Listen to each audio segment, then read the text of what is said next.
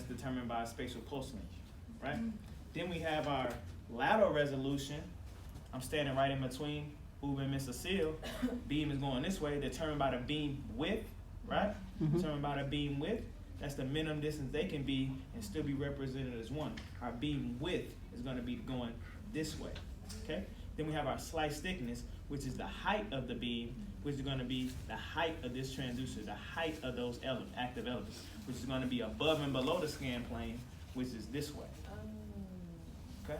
I know, that's why I needed the transducer. So it's going to be based on the height of the actual element. Okay? We've been talking about round or disc-shaped elements this whole time. We're finally getting to talk about have array transducer, multiple element transducers today, or dealing with 2D imaging. Okay? So I wanted just to show you guys that difference real quick, actually with the transducer. Okay? So slice thickness or elevational resolution is measured in a direction perpendicular to the imaging plane. What else is also perpendicular to the imaging plane? Lateral resolution is also perpendicular to the imaging plane. Slice thickness resolution is actually 90 degrees from lateral resolution, right? Look at it right here. Azimuthal resolution, the beam width. Elevational resolution, the beam height. Okay? It's measuring structures that perpendicular or above and below the imaging plane. Okay? We assume that our plane is razor thin. However, that assumption is not always correct. Okay? Because the beam is a 3D structure. It's not just razor thin as far as lateral resolution. It is that way, but we have to account for the height of the beam. Remember, our beam, it comes out in hourglass shape, right? So it has a height dimension to it as well. Okay? The beam's measurable thickness can vary with the depth. Of course, if our lateral resolution is going to vary with the depth, so will our elevational resolution, right? Right, guys? Because they're 90 degrees from each other. One is width, one is height. Okay? When the slice is thick, structures above and beneath the assumed razor thin plane, again, that's assumed because the beam is 3D. We just been talking about 2 so far, so we assume that it's razor thin. But those structures above and below can create reflections that appear in the image. That's going to cause us to have noise. That's going to decrease our signal to noise ratio. Okay, we don't like noise on our image because it gets in the way of useful information. So slice thickness resolution answers the question: are the reflections on the image created from the structures directly in the imaging plane, or from the structures that lie above or beneath the imaging plane? Okay, because remember we were talking about what principle is that creates the beam to be an hourglass shape? Huygens principle, right? Huygens principle. So with that being said, when structures, remember we talked about structures that constructive and destructive interference, right? So when we have complete destructive interference, those things are going to cancel each other out, right? But we know that constructive interference isn't always it isn't always complete destructional interference, right? Sometimes those two structures are going to collide and just create a weaker sound beam, right? That weak information can also come back to our transducer and create noise on our image. So that's what we're discussing right now with elevational resolution, because even though that there's constructive and destructive interference, if it's not complete, then it's going to just create a weaker beam. So on those off axis, on the outside lateral, or the up above and below, it's just going to be weaker. Okay? It's going to create weaker beams above and below that are going to come back to the transducer. Okay? So that's what we're talking about right here with elevational resolution. Elevational, elevate, height. Okay? Relate those two terms. Elevational, slice thickness. Those terms, okay? So, what shape of an active element creates the best elevational resolution? Okay? Which transducer types have the best elevational resolution? In fact, disc-shaped active elements have the thinnest ultrasound slices and best elevational resolution. Why? Because we can see here, if it's disc-shaped, that means it's going to be round all the way around, correct? So our elevational and our lateral resolution, they're going to be equal in the disc-shaped PZT. Okay? No matter where in this beam, our lateral resolution and elevational resolution is going to be equal because it's a perfect circle all the way around. So if this is representing the width, our height is going to be the exact same with a perfect circle, right? Mm-hmm. Right, guys? So we know that round or disc-shaped elements are only found in two transducers, right? Our mechanical transducers and our annular array transducers. Okay? The cross-section of the beam is a circle again, and elevational resolution equals lateral resolution with a disc-shaped PZT.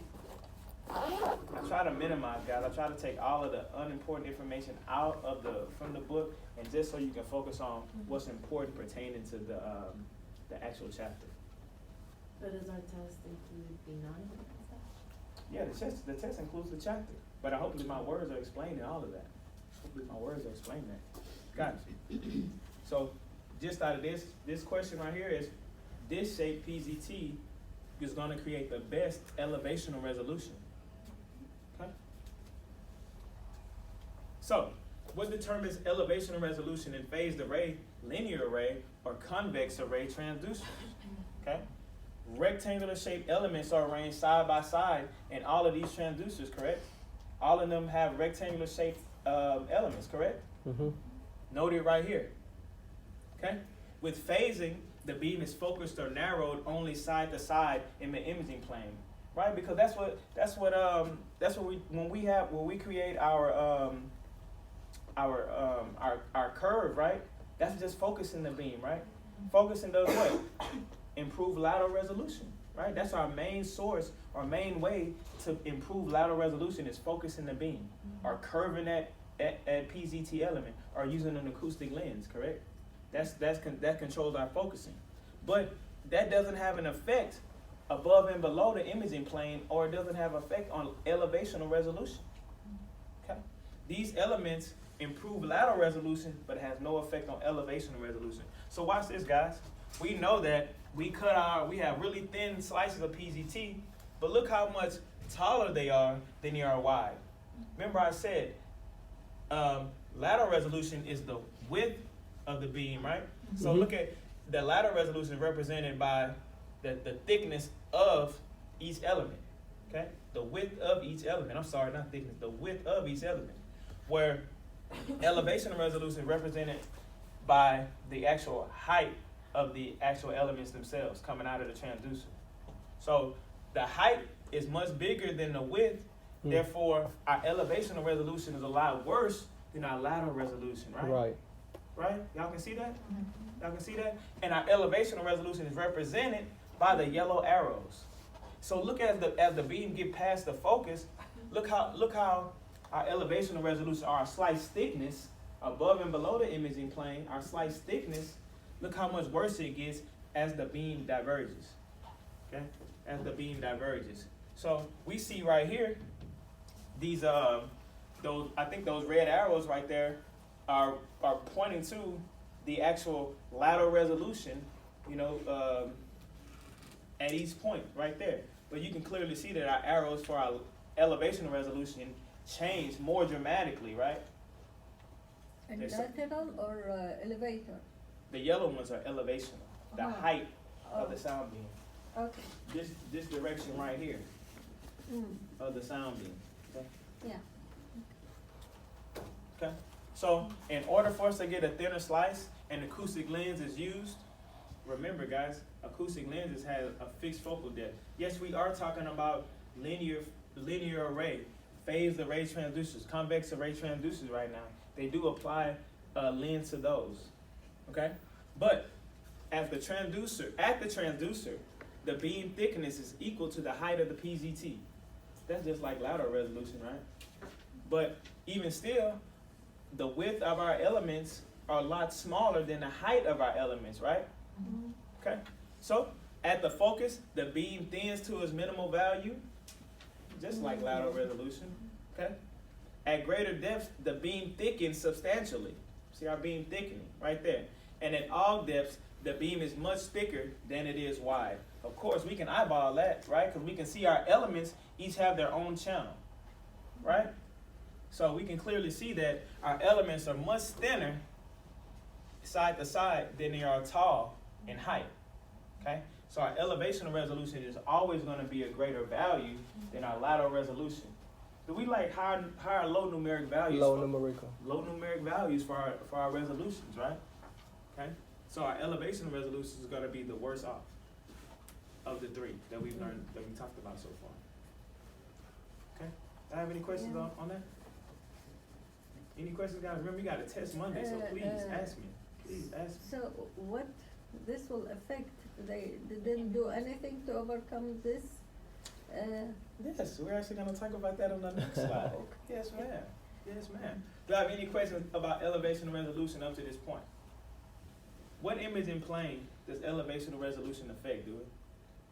What? I'm sorry? What imaging plane does elevation and resolution affect? Above and below. Above and below the imaging planes, right?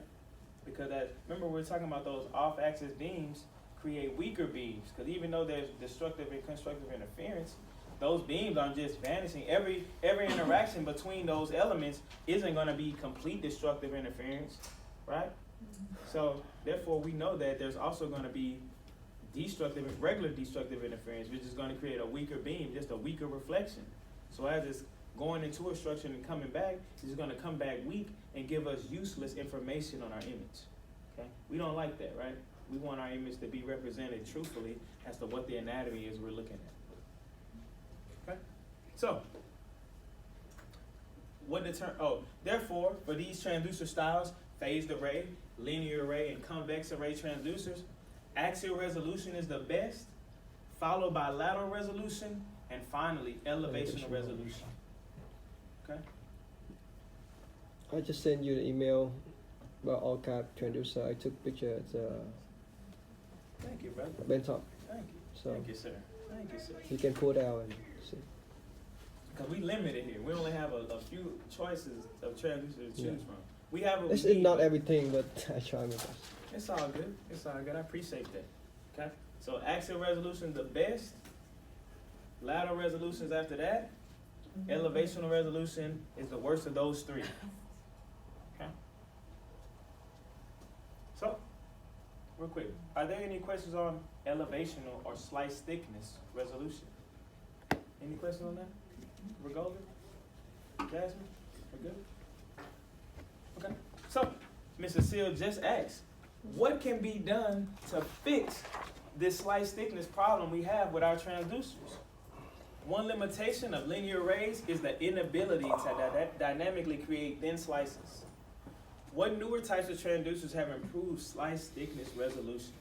That's a great question, Mr. Seal. She right on to my next thought. Guys, everything I put on this slide is what I want you to know. 1.5D array transducers is what they use, or what transducers they've created to create thinner slices.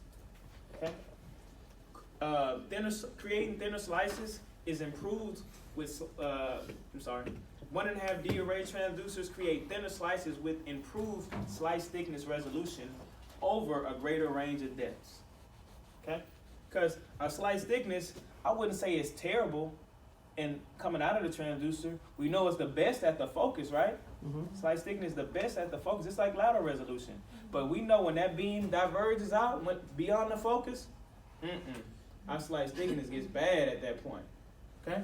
So, this is going to create a thinner slice over a greater range of depths. Really, we would love our beam to be a thin all the way through and narrow all the way through, right? With short spatial pulse lengths. But because of the physics of how waves work and they interact, they naturally interact constructively and destructively, creating that shape of the beam. We would love that beam to look like this all the time. Okay?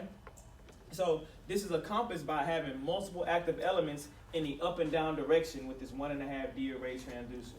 So instead of us just having rectangular shaped pieces of PZT, now we have horizontal PZT in different columns now and rows. Okay? So now we have more square-like PZT shaped objects. Now we have better elevational resolution. You can see our elevational resolution is about equal to our lateral resolution. Yes, ma'am. What does the 1.5 mean? Is that the wavelength?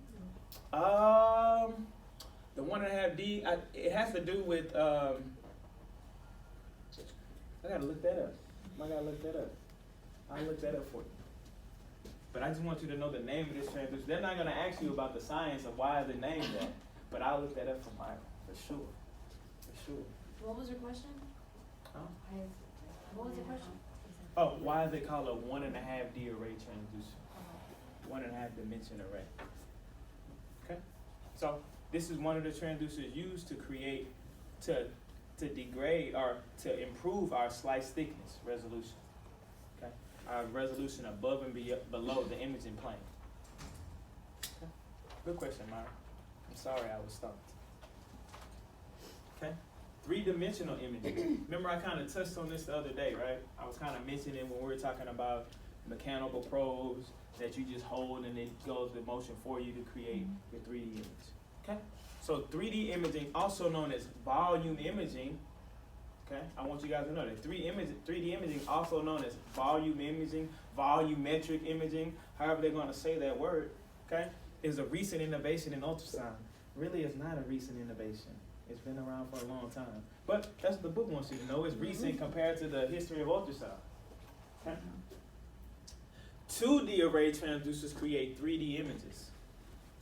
Okay? 2D array transducers create 3D images. 2D array transducers consist of thousands of elements arranged in a checkerboard pattern. Thousands of elements within this one. Man, that's a lot of channels on a little probe.